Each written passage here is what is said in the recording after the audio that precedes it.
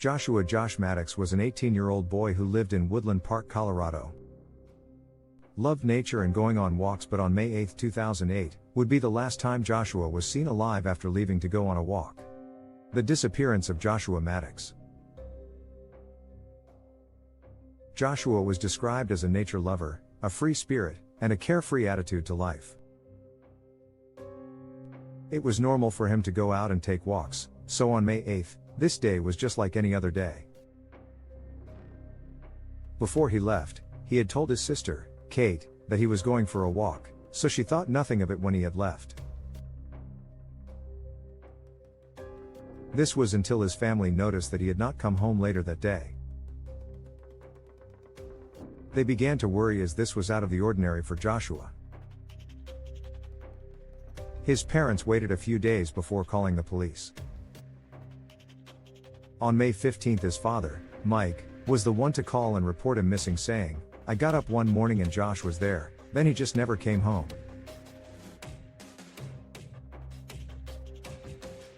The next day he still didn't come home. I called his friends, nobody had seen him. Nobody knows where he is. The search for Joshua went on for months with authorities, family, and friends looking all over the neighborhood and nearby the parkland area. But as time went on, people started losing hope in finding Joshua or even uncovering any clues that might lead them to him. Kate, his sister, hoped that he simply just left town to go play music or to start a different life, saying since Josh was 18,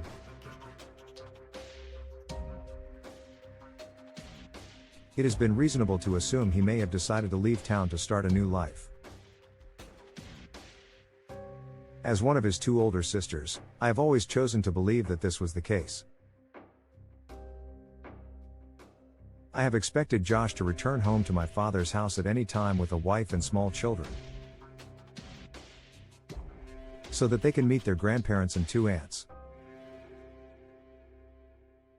Josh has always been known for his musical and literary talent, so maybe we would find him playing music with a band on tour.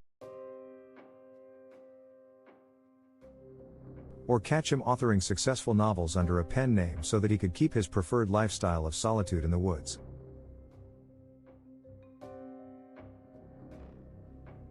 Many have also thought, at this time, that he had run away due to not being able to deal with his brother's death 2 years prior. His dad described how hard it was for Joshua to deal with his brother's death by suicide.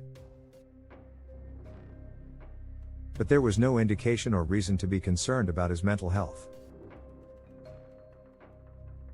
Foul play also was not suspected at the time, so running away was the likeliest scenario. He was also 18 at the time of his disappearance, making him a legal adult, so running away was fine from a legal standpoint. Like many families, his family did not want to believe that Joshua was a runaway. So he was listed as a missing person by police, and the search for Joshua Maddux would soon be put to an end. In 2015, a man by the name of Chuck Murphy was demolishing his old wood cabin that had been unused to make way for a property development.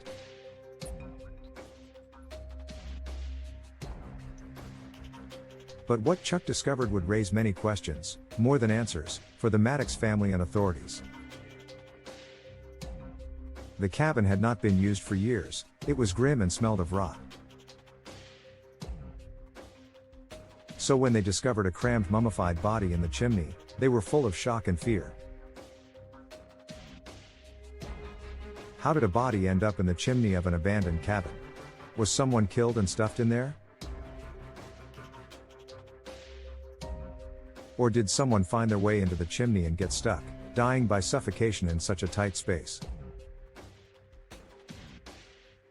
You also may be wondering the identity of the mummified body, or you might already have guessed it. The body belonged to Joshua Maddux. He was found cramped into a fetal position with his legs above his head. The sad part is his body was only 1 mile from the Maddux residence. He was so close to his family, but it took years for him to be found. Al Bourne, who is a coroner in Teller County, described Joshua as a tall, skinny kid who had been trying to climb down the chimney to gain access to the cabin but unfortunately had gotten stuck. While this has provided some sort of closure for his family, many questions remain as to what happened to Joshua. There was no evidence of drug use, or any injuries such as broken bones, knife marks, or bullet holes. There is no answer to how he died. They know it was not an instant death, but there are many other possibilities such as dehydration, which can take only a few days, and hypothermia, which could take as little as a day or two.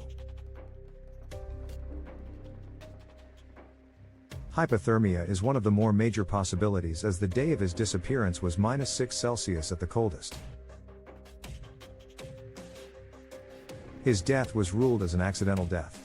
Al Bourne also stated that the position Joshua's body was found in appeared to have been a voluntary act in order to gain access.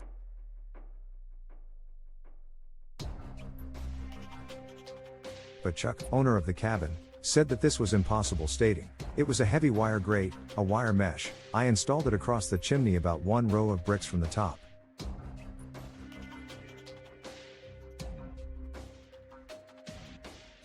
We didn't want trouble with raccoons and things getting into the chimney." There was some back and forth between the two, but Bourne would later reopen the case after discovering pieces that he had not considered before.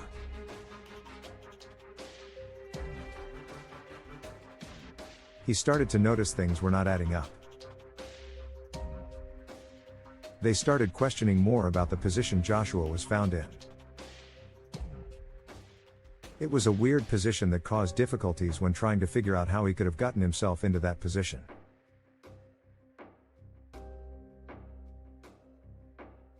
It also started by Bourne that he had thought it would have taken 2 people to get him into that position, so was foul play involved?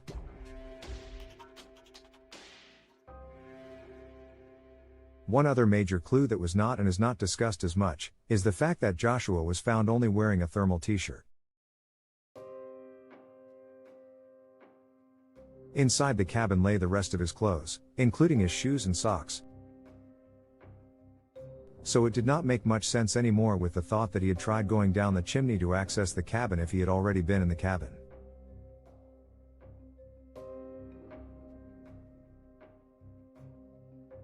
Though many things did not add up, his death was again disclosed as an accident. But Chuck remained convinced that Joshua Maddux's death was no accident.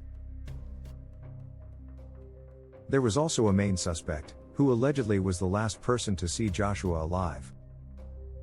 But with 7 years having passed, it was hard getting information from the man, who also remains unnamed. In the end, the mystery behind Joshua Maddux's death remains unsolved. Whether it was an accident, murder, or even suicide, we may never know. May Joshua's family have some sort of closure and peace.